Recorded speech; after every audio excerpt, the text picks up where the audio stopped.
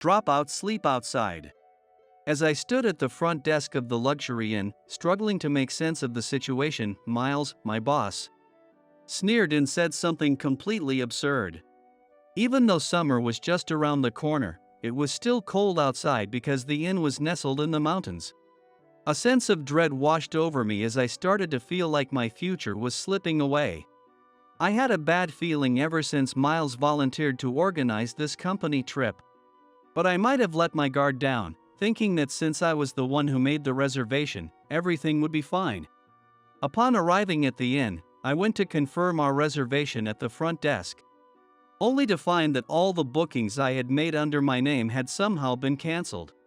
While I panicked and tried to figure out what went wrong, Miles calmly pushed me aside and completed the check-in process for everyone. It was at that moment I realized my bad feeling had come true. Miles handed out room keys to everyone, but when it came to my turn, he claimed there wasn't a room for me. Without even a hint of worry, Miles exaggeratedly pretended to have forgotten my room. However, little did he know that this stunt would backfire on him. When he discovered who I truly was, Miles was speechless with shock, but I was even more stunned by who he really was. My name is David Wilson, and I'm 42 years old. When I was young, my parents divorced, and I was raised by my grandparents at my father's family home. Though we moved from the city to a rural area, I never felt deprived. However, many classmates looked down on me because of my unique living situation, and I never quite fit in at my new school. Even in high school, nothing changed, and the judgmental stares from others made me skip school frequently. But my grandparents never said a word of complaint, they were always kind and supportive. I still remember how they stood by me when I decided to drop out of high school. They've both passed away now. But at 42, I'm surrounded by my new family, and we live a happy life together. Of course, I plan to give my children the same love my grandparents gave me. No matter what happens, I will watch over them with warmth and understanding. When I dropped out of high school, I didn't want to burden my grandparents, so I started working part-time at construction sites. After a few years of working, I caught the eye of Mr. Michael Yates, the president of the contracting company. And he offered me a full-time position. I can never thank him enough for giving a high school dropout like me a chance. As a salesperson, I successfully closed many deals and was eventually promoted to sales manager. Recently, there were even rumors that I might be promoted to department head. However, in line with Mr. Yates's vision of bringing fresh perspectives into the company, they decided to hire an outside candidate for the position. I had high hopes, trusting Mr. Yates's judgment, but the person who showed up was beyond anything I expected. I'm Miles, your new department head starting today. You lowlifes should feel lucky I'm even allowing you to work for me. The new department head, Miles, had been recruited from a major manufacturer as a career hire. From the very first impression, his strong personality and intimidating demeanor left everyone uneasy during his introduction. Mr. Yates had mentioned that Miles was a highly skilled sales manager at his previous job. Even if that were true, his attitude of looking down on us and treating us like disposable tools caused immediate resentment within the department. As a manager, I tried to talk to Miles, hoping to create a better work environment for the team. Miles, we have many talented employees here. Could you please acknowledge that and treat them with the respect they deserve? You should be grateful to be working under me. None of that matters. By the way, where did you go to college? He brushed off my concerns and suddenly hit me with a question I wasn't expecting. Unsure but honest, I answered. I dropped out of high school. Hearing that, Miles let out a slight snort, leaning back in his chair with a smirk. Well, that explains why you talk about such insignificant things. Low education means low value. Miles, who placed great importance on academic credentials, would proudly boast about having graduated from a prestigious university, completely dismissing anything I had to say. After enduring his endless bragging, I was eventually kicked out of his office as though I were a nuisance. From the next day on, my new nickname became the Dropout. Miles seemed to find pleasure in mocking my lack of education. even publicly ridiculing me in meetings attended by all department managers and above. Until Miles showed up, no one at the company had ever judged me based on my education. Everyone evaluated me based on my work ethic and results. That's why, despite my background, I was able to focus on my job, and even now, there are far more people in the company rooting for me than for Miles. Jealous of my growing success, Miles began to find amusement in harassing me. He shoved all the tedious, time-consuming tasks onto me, and before I knew it, my desk was buried under an ever-growing pile of paperwork. The stack of documents on my desk was so high it looked like it could collapse at any moment. You're supposed to be competent, right? A high school dropout should at least be able to handle these easy tasks, don't you think? On top of that, Miles even dumped his own work on me, which left me with no time for my actual responsibilities, causing me to make simple mistakes, like missing deadlines. See? A dropout can't even handle the easy stuff. With a smug grin, Miles would throw in snide comments and head out of the office right on time, leaving me to work late into the night. It wasn't unusual for me to get home after midnight due to all the overtime. Exhausted and sleep-deprived, I was starting to become mentally unstable. Miles always acted arrogantly in front of me. However, I often caught him sucking up to the higher-ups and executives, and each time, it seemed like he was spreading rumors that I was incompetent. I figured that denying the rumors would just sound like excuses, so I focused on proving myself through my work. After a few weeks, the harassment stopped, and I could finally handle my workload without issues. But I couldn't shake the feeling that it was the calm before the storm, and sure enough, I soon heard that Miles was in charge of this year's company trip. It seemed he had volunteered in an attempt to curry favor with the executives. A few days later, when he still hadn't come up with a travel plan, Miles suddenly demanded that we, the employees, come up with ideas. His unreasonable order left the entire department silent. Frustrated, Miles began shouting angrily, "Doesn't anyone know of a good place? What a bunch of useless, low-educated idiots!" His temper worsened by the day, and soon, his frustration was directed squarely at me. "Hey, drop out. You've had an easy life with nothing to do, so surely you know of a nice place, right? Well, I'm not good at anything besides work." Miles clicked his tongue loudly and stormed off, his footsteps heavy. Although I had a suggestion in mind, I hesitated, worried that it might cause trouble for the inn, so I kept quiet. As the days passed and Miles still couldn't make a decision, his mood grew even darker.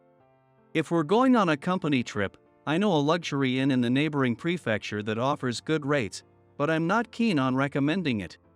One day, while I was muttering to myself in the break room, Miles suddenly appeared out of nowhere and spoke up.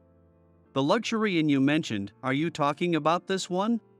He waved a brochure for the inn in front of me, his grin widening as he stepped closer. "If you've got connections to get a good rate at this inn, then you'd better make the reservation." The inn Miles referred to was indeed the one I didn't want to recommend. But the budget we had wouldn't cover accommodations for everyone, no matter how I crunched the numbers. There was a way to make it work within the budget, but I worried that Miles's behavior might cause problems for the inn. I tried to act like I'd forgotten, but Miles pestered me daily to make the reservation. "Hey! You made the reservation, right?" Worn down by Miles's persistence, I reluctantly made the reservation for the whole group. "Yes. I've made the reservation. I also received the cost estimate and some guidelines from the inn, so please review them." I handed him the documents from the inn, and Miles snatched them from me with a sly grin. I wasn't sure what he was planning, but since I had made the reservation myself, I figured it would be fine. Miles quickly started organizing the trip, but as he left, I had a feeling he was smirking at me. When I turned around, I caught Miles giving me a sideways glance, shooing me away like I was a nuisance. A cold chill ran down my spine, and an unsettling sense of fear gripped me. I couldn't stop shaking. On the day of the trip, Miles was confidently taking charge from the start. However, the sightseeing spots he had chosen were unimpressive, and the reactions from the group were lukewarm at best. Sensing the underwhelming mood, Miles suddenly pinned the blame on me. We went to the places suggested by a dropout, and they were all mediocre and half-baked. Frustration building, Miles went out of his way to paint me as the bad guy. I knew it, never listen to a dropout's advice. But don't worry, everyone, I chose the inn, so you're in good hands with that. That's not true. Miles picked the sightseeing spots, but I had arranged the inn. Complaining wouldn't do any good. As I kept silent, cold stares were directed at me. When we arrived at the inn and I tried to check in, I was told there was no reservation under my name. The receptionist, clearly flustered, double-checked the booking ledger, only to find that all the reservations I had made had been cancelled. As I frantically kept asking for confirmation, Miles stepped in with a smug smile and shoved me aside. The reservation is under Miles. The receptionist, relieved that Miles's name was on the reservation, processed it, but something still felt off. Miles then began handing out room keys to everyone, but one key was missing. This isn't everyone, right? Where's my room? When I asked, confused, Miles smirked and mockingly feigned pity. Oh, right. Sorry about that, but I forgot to reserve a room for the high school dropout. What?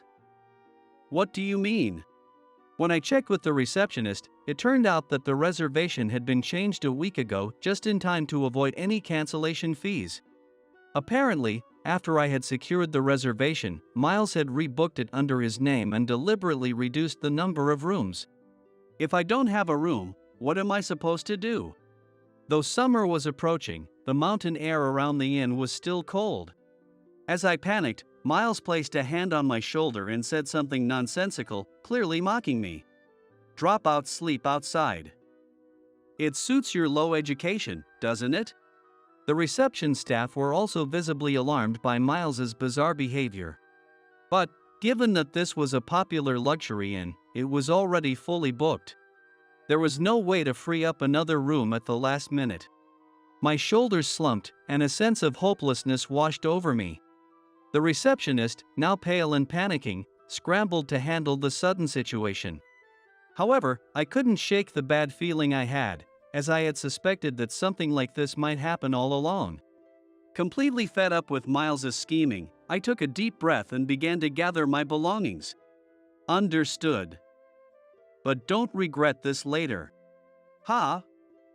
What's there to regret about one dropout not staying with us? Miles grinned smugly. Without another word, I turned my back on him and calmly walked out of the inn. The next morning, after enjoying a peaceful night elsewhere, I was awakened by the ringing of my phone. The call cut off just as I was about to answer, but when I checked my phone, I was shocked to see 100 missed calls from Miles. I must have slept deeply after the exhausting events of the previous day. Curious, I called him back, only to hear Miles's frantic, relieved voice. Finally! I got through. Now we can fix this. All of Miles's usual arrogance was gone. Still half asleep, I casually asked what the issue was. What's the matter this early in the morning? What do you mean, what's the matter? You must have done something. Take responsibility. Miles was furious, shouting accusations, but I remained calm. I told you yesterday not to regret it. My response only seemed to enrage Miles further, his voice rising again. So you did do something. You've ruined my perfect plan. What are you going to do about it? I didn't do anything. That can't be. Now my reputation is ruined. Apparently, Miles's so-called perfect plan had completely unraveled, and he and the other employees had endured a terrible night. First, the luxury inn's highly anticipated gourmet dinner never arrived, and everyone had to buy their own food from a nearby convenience store. Meanwhile, I had spent a relaxing night at a nearby hot spring facility. Miles had been trying to call me all night, but I slept through it, unaware of the chaos. That explained all the missed calls. To make matters worse, the breakfast buffet, which was supposed to feature local delicacies, wasn't served either. And Miles was being blamed for everything.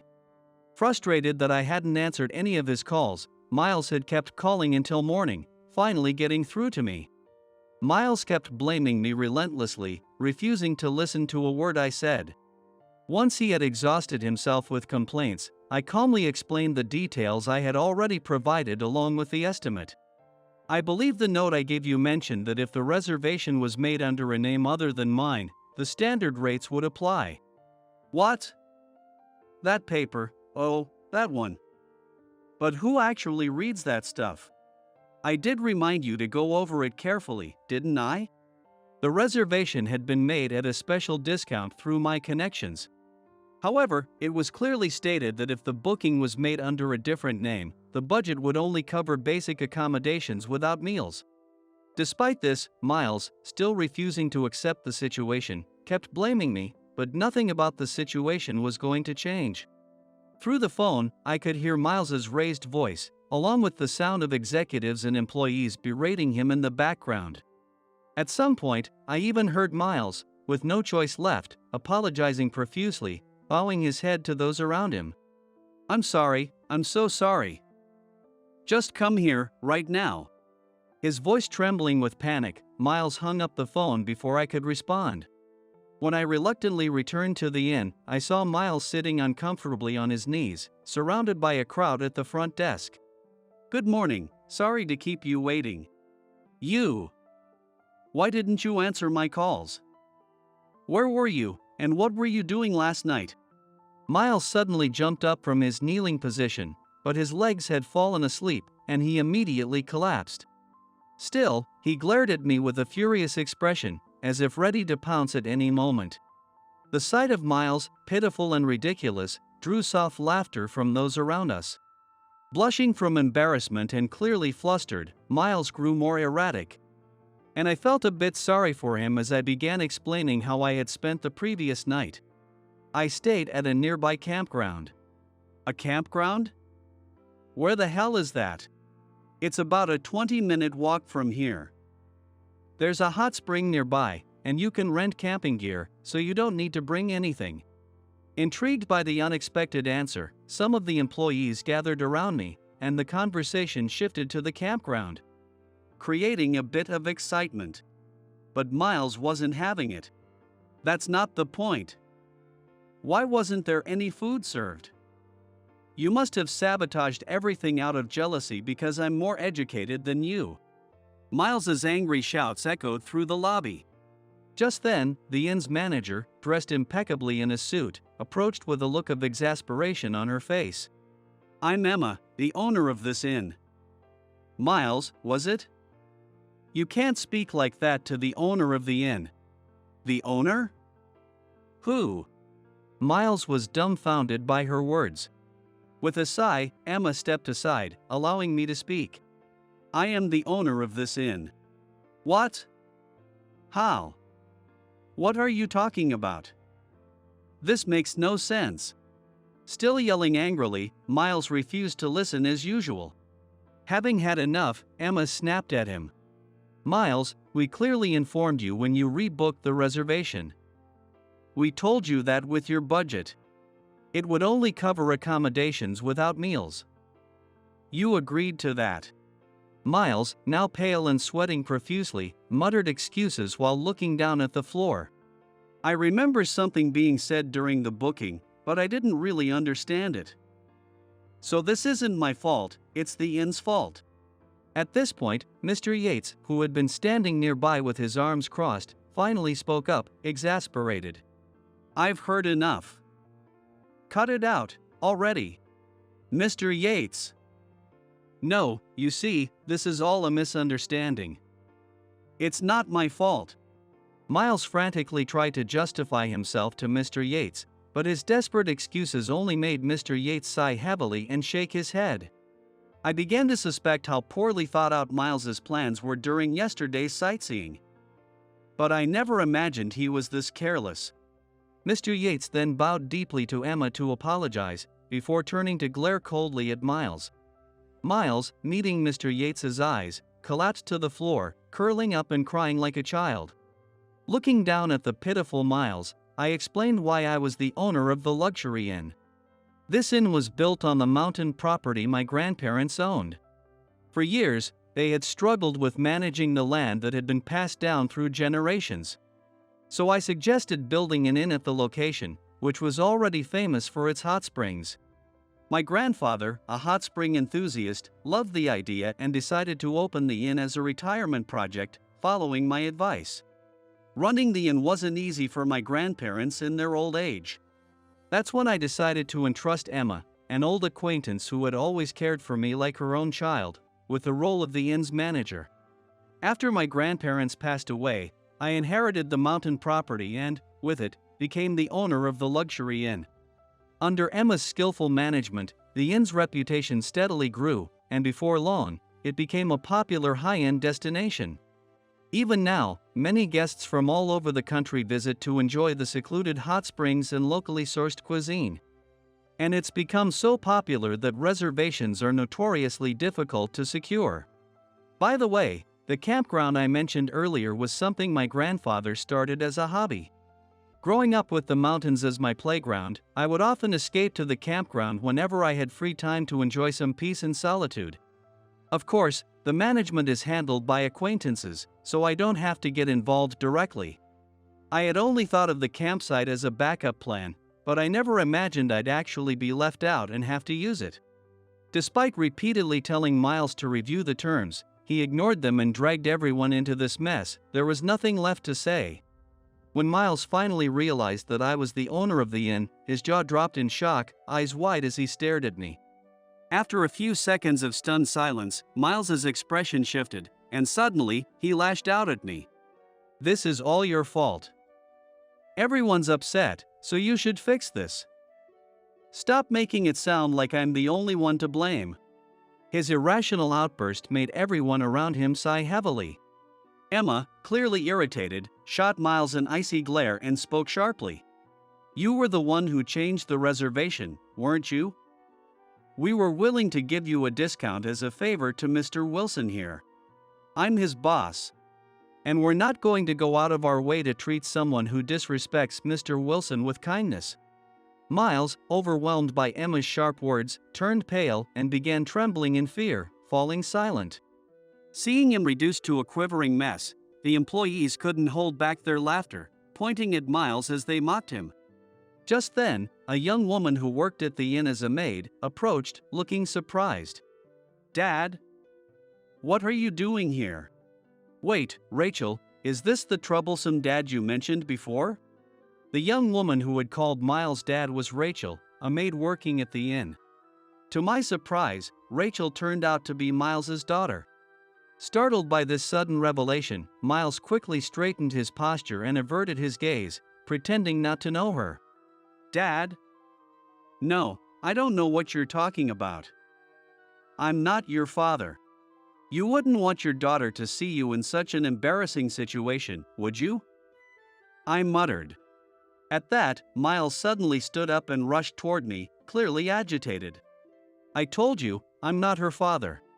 "Miles, calm down," I said. His blatant behavior was becoming more and more uncomfortable to watch. Come to think of it, I suddenly remembered something. Ever since the company trip was first mentioned, Miles had been holding onto a brochure for this inn.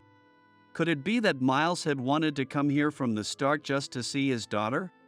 That suspicion quickly turned into certainty. Could it be that you wanted to come here because your daughter works at this inn? Stop it. Don't say unnecessary things. And now that you mention it, you were unusually enthusiastic about this trip. Miles, now red-faced with embarrassment, desperately tried to shut me up, but his efforts were clumsy and ineffective. Mr. Yates, who had been silently observing Miles's actions, gently placed a hand on his shoulder and nodded, as if he understood everything. Miles, face scrunched up with shame, curled up and muttered to himself, clearly at a loss. Unable to keep his composure, Emma stifled a laugh as she addressed Miles. "Trying to impress your daughter? Maybe you should start by listening to what people have to say." Ha ha. Rachel seemed to realize from the situation that Miles had caused trouble by going overboard. With her face turning red and tears welling up, she bowed deeply to us, clearly embarrassed by her father's actions. "I don't know what to say. I'm so sorry. My father always tries to show off in front of others, but he always ends up failing like this." As Rachel spoke, clearly embarrassed, we all nodded in understanding. It made sense. If someone like Miles, who never listens and always acts unilaterally, was your father, you'd have your fair share of embarrassing stories. Miles tried to stop his daughter from apologizing, but Rachel glared at him with tear-filled eyes. "I thought I'd finally gotten away from you. You're the worst." With those words, Rachel looked down and began to cry. When we asked for more details, we learned that Rachel had started working at the inn to escape from her father. As much as I had been annoyed by Miles, I couldn't help but feel a little sympathy when I realized that this trip was his desperate attempt to see his daughter, even if only as a guest. Miles, now more dejected than I had ever seen him, collapsed onto the floor, utterly defeated. Feeling a bit sorry for him, I decided to offer a small compliment. "You know, your father just tried a little too hard today. Besides, isn't he supposed to be highly educated and a very capable man?" Rachel looked surprised at my words. But then, as she revealed the truth, we all exchanged bewildered glances, stunned by what she said next. "That's not true. My father's just a show-off. Half of what he says about his education is practically a lie." According to Rachel, while Miles did graduate from a prestigious university, it took him 3 attempts to get in. And even then, he struggled to pass his courses, repeating several years. In fact, it took him over 5 years of repeated failures before he barely managed to graduate. We were all left speechless, our mouths agape, as we learned the truth about Miles's so-called prestigious education that he had been so proud of. Miles had always been a firm believer in academic superiority, constantly belittling me for being a high school dropout. But after learning about his rather unfortunate and wasted 20s, I found myself at a loss for words. Miles, now realizing that his secret was out, covered his face, his ears turning bright red with shame as he curled up even smaller. Shortly after we returned from the company trip, Mr. Yates investigated Miles's past. It turned out that much of Miles's resume was exaggerated, if not outright false. At his previous company, Miles had also championed academic superiority, but in reality, he had advanced by taking credit for others' achievements and presenting them as his own. He repeated this pattern at every job, and at the major manufacturer where he last worked. His brief stint as sales department head was considered a dark chapter in the company's history. His tenure there lasted only about 3 months before his true nature was revealed, and he was swiftly fired. Upon discovering Miles's true nature, Mr. Yates considered firing him, fearing that his presence could harm the company's performance. But out of mercy and hope for his reformation, he decided instead to demote him to a regular employee. No longer a department head, Miles became a pariah, treated as an outcast by his peers. With Miles demoted, my colleagues recommended me for the position, and I was promoted to department head. While I felt embarrassed by the promotion, I also felt a strong sense of responsibility to live up to my team's expectations. As for Miles, now just a regular employee, he continued to carry himself arrogantly but was utterly incompetent. In fact, he was more of a burden than anything, contributing nothing of value to the team. It was shocking how truly incapable he was. As I struggled with how to handle the situation, I thought of Rachel.